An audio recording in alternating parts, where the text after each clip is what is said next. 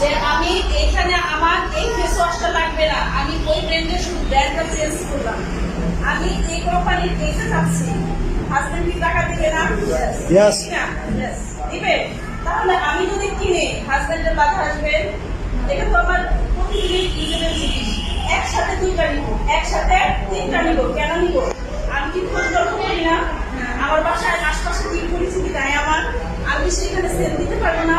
Sell দিলে কি হবে? আমার নিজের বোনাস হবে না, Yes. সেখান থেকে টাকা ইনকাম করতে পারবো না। Yes. তাহলে আমার কাছ থেকে বাধা হবে। আমি তো দেখি না আমার পর্দার বাধা হবে না, হবে না। তো ধরে বসে আছি, আমি কি ফোন চালাই না? Yes. ফোন চালাই কিনা? তাহলে কমিউনিকেশন সিস্টেম করে আমি একটা টিম তৈরি করতে পারি না? টিম তৈরি করে যদি লাভ হয় তাহলে সেখানেই তো ম্যানেজমেন্টটা করার দায়িত্ব, তাই না? আমাদের তো কনসেপ্ট আছে, আমরা কনসেপ্ট যদি বিক্রি করি মানুষের কাছে, প্রত্যেকটা বাসায় আমাদের ফ্রেন্ড সার্কেল যারা আছে, আমরা তাদেরকে বিজনেস করতে পারবো না, করবো না, কিন্তু কনসেপ্টটা বিক্রি করবো যে Yes.